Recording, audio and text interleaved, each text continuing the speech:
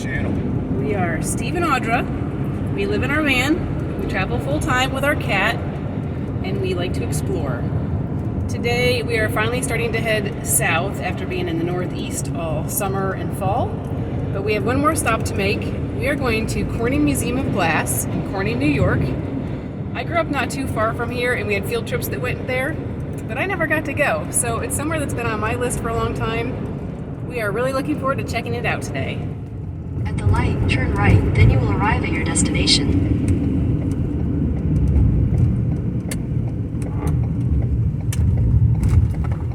Here we are.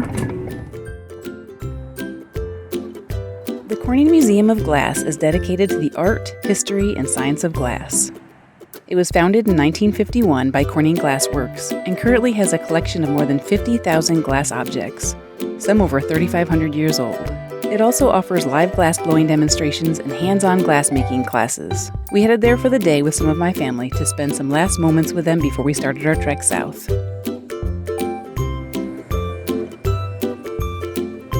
Is this your favorite art so far? Something about it that just speaks to me. I can understand that.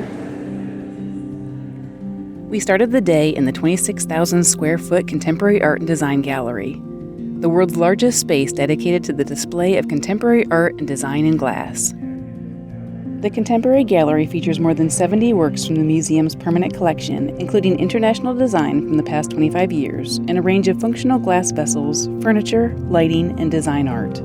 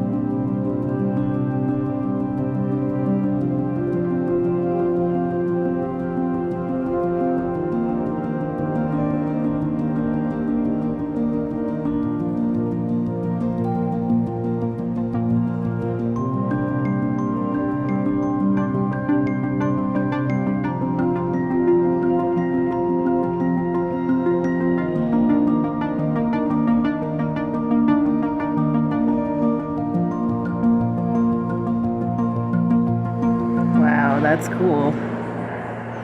This is definitely one of my favorite things. I like all the colors.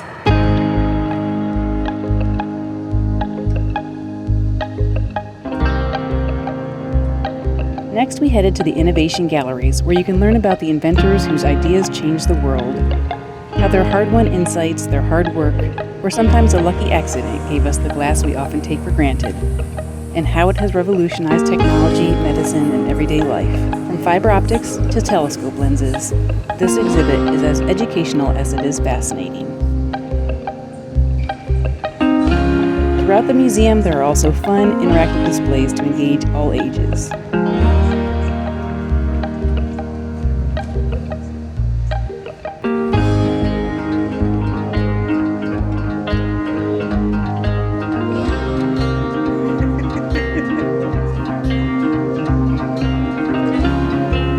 In the Optics Gallery, you can learn about innovators who opened the universe, who made travel safer, who let us speed along the information highway with glass. One of the most interesting aspects of glass is how it reacts with light. From the first telescope to the latest in optical fiber communication, the story of optics is the story of how we manipulate light. You can learn all about how glass has played a significant role throughout history in so many areas of life.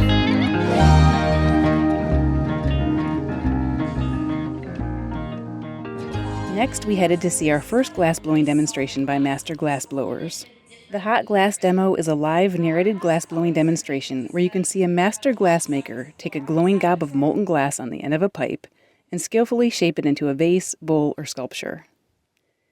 Cameras inside the 2100-degree furnace also provided a neat angle so we could see the whole process. We can split all the way down the side of the vessel But the thicker the glasses, the longer it needs to cool. So Michael will remove it from the puntee with a sharp tap.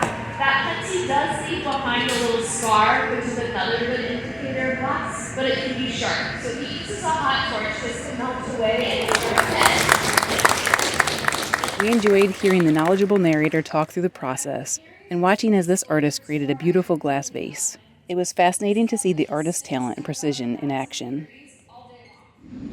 Next was a flameworking demo of the glassmaking technique of forming objects from rods and tubes of glass with a 5,000 degree Fahrenheit gas and oxygen powered torch. Melt it nice and smooth.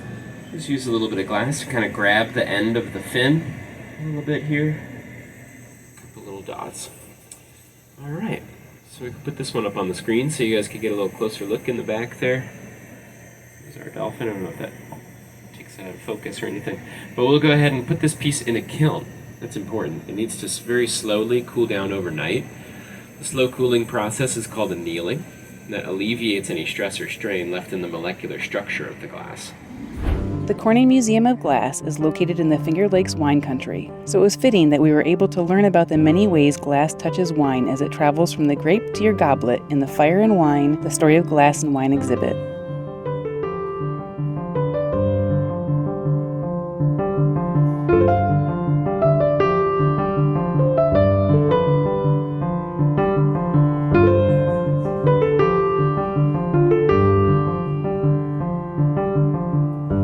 We moved on to the 35 Centuries of Glass Gallery that features the most comprehensive and celebrated glass collection in the world. This area explores Near Eastern, Asian, European, and American glass and glassmaking from antiquity through present day, including Roman glass, Venetian masterpieces, and even Tiffany stained glass. The gallery contains objects representing every country and historical period in which glassmaking has been practiced. The displays were a real feast for the eyes, with all the different shapes and sizes, colors, and uses from different time periods and places. It was all so fascinating.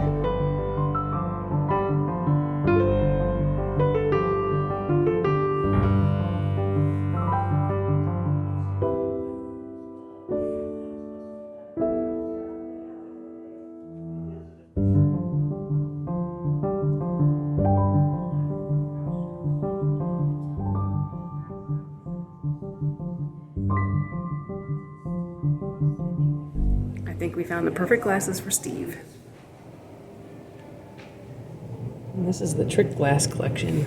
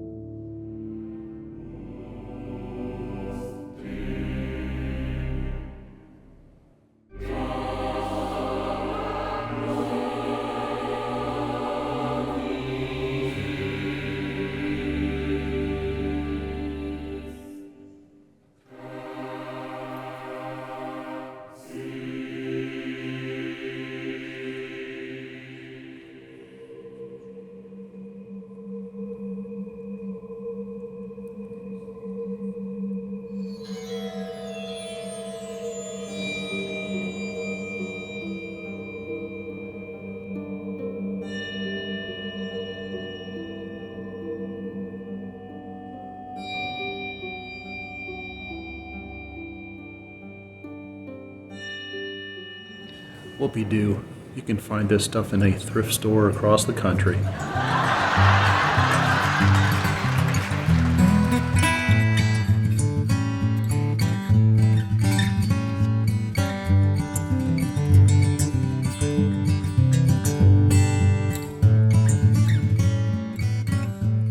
That would hold a lot of Hawaiian punch.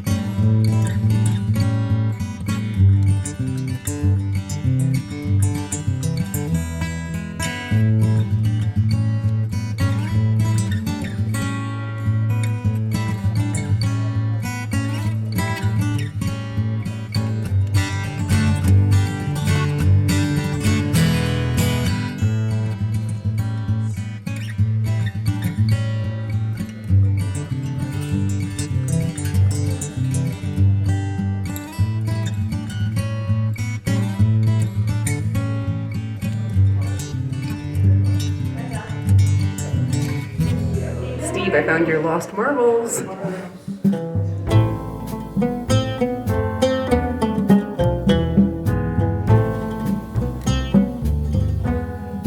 I actually really love marbles. I think they're pretty cool to look at.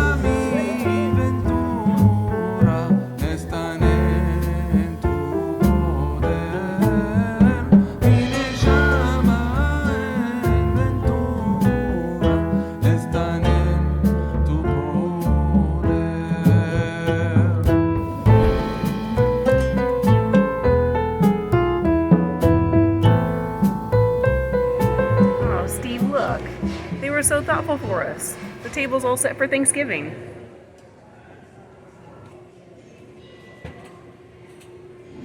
We took advantage of the live demonstrations, heading back for another before wrapping up our time. We really liked this studio for glass blowing as it provided an even closer look at the process. So this is Chris. Chris is going to be making a compote for you. If you don't know what that is, don't worry. It's fantastic. You're going to love it. Let's welcome him to the stage. Thanks so much. My name's Helen. I'm really here for you folks. I'll be narrating, telling. Hopefully you've had a chance to see one of our flameworking demonstrations up here in the flameworking booth. And to get a blue color, it most likely has a bit of cobalt in it. Most of our colors come from metallic oxides. So things like cobalt for dark blue, manganese for purple, and iron for green. So we build it up kind of like making a candle.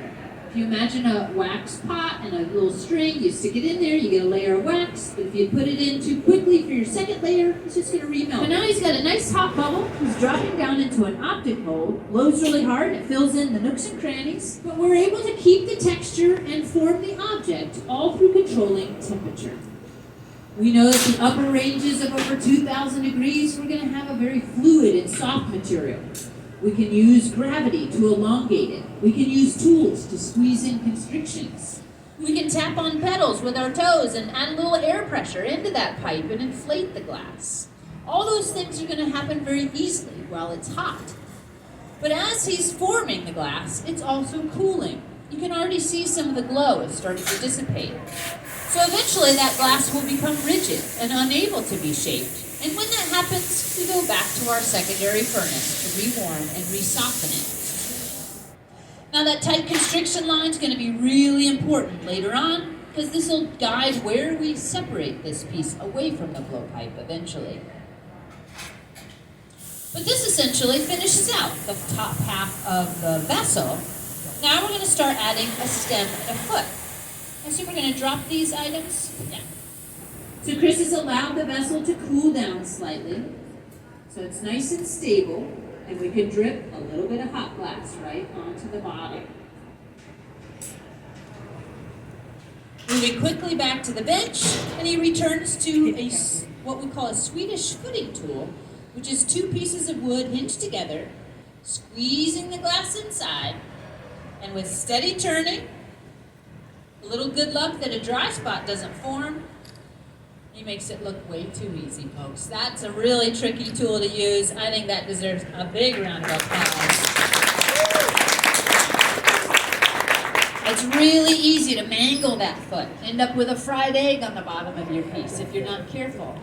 Now, glass in general is infinitely remeltable, and it takes a lot less time and energy to remelt glass than it does from its original raw materials of silica, sand, soda ash, and limestone.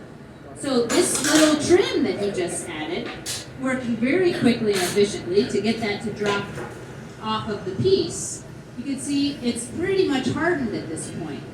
So we could take this and we could throw it back into our furnace and it would remelt. But since it has color and other things on it, it would just contaminate that beautiful tank that we have. So instead, we collect all of our random scraps and any broken pieces, and that'll get recycled as an aggregate, meaning that just like this blue bowl, which is also something that Chris made. In general, no, not really. I like to tease that we all have belly button thermometers that pop out, but that's really just building up years of experience. You know, we have only two hands, and usually those two hands are fairly occupied. And so to be able to take the time to pull another tool to try to measure something would take all the time that the glass would have been hot, and we'd lose all our heat and no malleability to be able to reshape it. Builds a beautiful amount of curve into that piece, and it can spin a little faster right into that shape. I love that sound too, the thick and thin. Very nice. Now when he stops spinning so fast, you'll notice there's a slight undulation to that lip as well.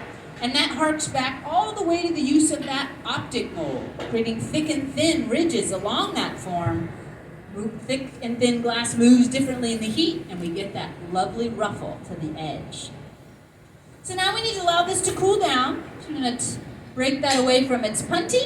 Beautiful removal. I'm going to torch the bottom, making sure there's nothing sharp, and then tuck this away into a controlled environment called an annealing oven, where we can allow our glass to cool down nice and slowly.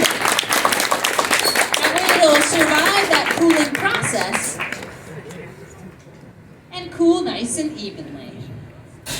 Lovely. Let's give it up one more time for Chris. We really enjoyed watching this artist craft this beautiful glass compote.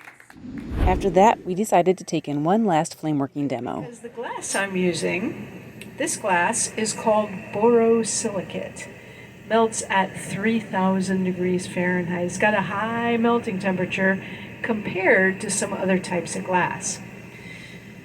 But I do have a 4,000 degree flame, so that's plenty of heat to get the glass soft pretty quickly. So this is one of the primary differences you're going to see between this technique, which we call flame work, and the furnace work that you see when you go to our hot glass shows here at the museum. The differences have to do with how we melt the glass and then how we're going to interact with the glass. There are many more similarities than there are differences because we're all shaping molten glass. But if you're working glass at a furnace, you have a big pot full of molten glass inside the furnace, and you reach in there with a tool and you gather up some glass. But if you're an individual studio artist like me and you're making one object at a time, and you want to spend a lot of time meticulously adjusting details, then having a whole pot full of glass next to you, it's not all that beneficial and it's not very efficient. So you might choose your technique depending on what you're making and how you want to interact with the glass, what you have access to, what you're most familiar with. Heat doesn't travel through glass very fast. I bet you guessed that already just watching this. So even though the dog's neck and head right now are 3,000 degrees, the heat is moving through there so slowly that there's actually plenty of surface area right there between that hot glass and my hand for the heat to just keep escaping into the air before it ever gets to me. It means with this technique, I can get really close up with that glass, and so it really does lend itself to very delicate detail work. It's my favorite way to work with glass because of that. A little bit of black glass here for the eyes and nose. And then that is our little dog. So thank you very much. Thanks for watching. Thanks. You are welcome to come up and get a close look at it if you like. Before leaving, we stopped at the museum's shop, and even that was interesting, with unique items on display and many different pieces of art, many made by local artists.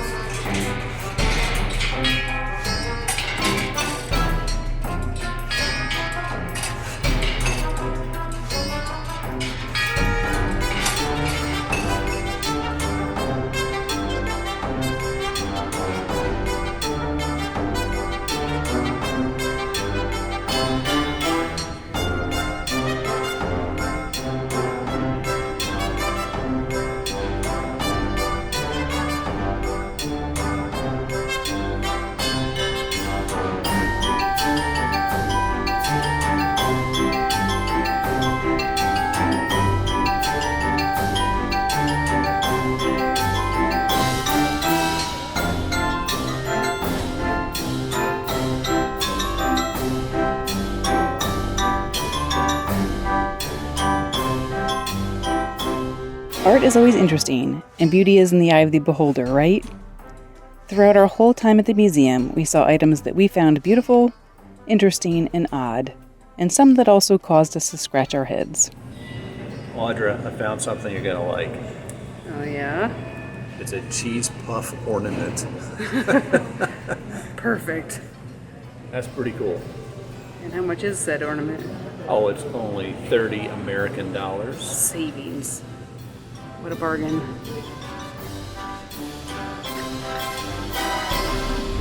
Well, we finished up our time at the museum. We had a really nice time, and we've also said goodbye to our family.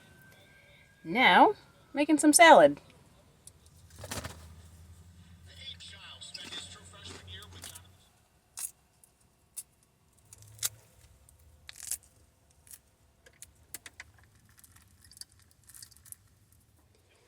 All right, here is your lunch, dinner. Thank you.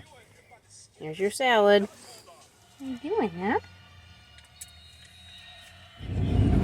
Oh, there's Pennsylvania.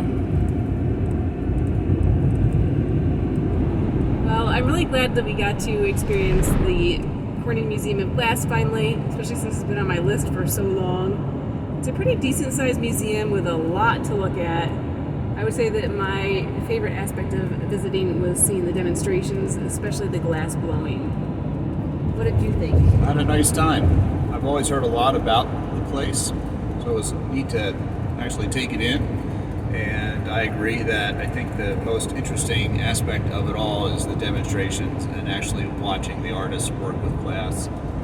As with many things, I'm fascinated with the process throughout history, how that came to be. Like, I always wonder who's the first person that was like, I'm going to throw this combination of things into the fire and see what happens. So, always interesting. Some of the art displays were kind of like, meh. It felt like I was in a thrift store. Some of those spots, they had all these glasses. I mean, whatever. Art is in the eye of the beholder, they say, right? Anyway, it was a nice time. Glad we did it. Tickets for adults for the museum are $22 a person, which to us is a little pricey. We're a lot pricey. We were actually prepared to pay the full price though, and then we're pleasantly surprised that because we were with some of our relatives who are considered local, we got 50% off. So it was $11 a person. That was nice. At the full price of $22 a person, Steve and I have debated whether or not that's worth it. It helps that there's those demonstrations. If there weren't the live demonstrations, we don't know if it would be worth that price.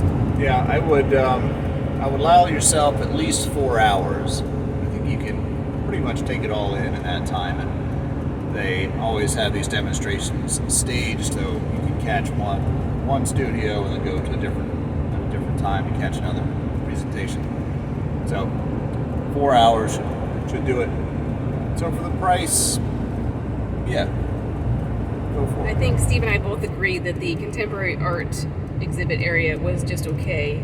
But what I really enjoyed was seeing all the glass from the different times going back, I guess, 1,000 years or so, whenever they started making glass. And that was pretty interesting.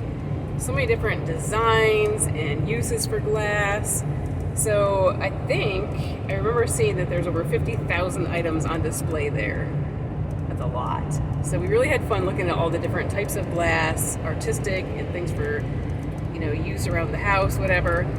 I would say that some of my favorites were some of the glass marbles, some of the paperweights that had such intricate little designs inside. That amazes me. All the little details. So we saw some really neat stuff, and it was a good time overall. So we are officially heading south now. We're in Pennsylvania. We're very excited to be heading south. We are tired of the cold that we've already started to experience a little bit. It's supposed to be really cold tonight, down in the 20s. The pretty leaves have fallen off the trees for the most part. It's starting to look a little brown. So we are starting to dream about some warmer, greener, I was going to say weather, but the weather's not green. We're starting to dream about warmer weather and greener landscapes. So that's going to do it for this time. Yep, so this is where we're going to leave you. We love hearing from you, so drop us a comment below. Let us know you're watching. If If you haven't already, hit that subscribe button, hit the like button, and we will see you in a few days. Thanks for coming along with us on this van life adventure. Please take a second to hit the like button below, leave a comment to let us know you're watching, and click that subscribe button if you haven't already. If you enjoy our videos, please consider becoming a patron by using the link on the screen that we've also included in the video description, along with information about today's adventure and our channel. Don't forget, you can also connect with us and see my photos of the places we visit on our Facebook and Instagram. See you next time for more adventure.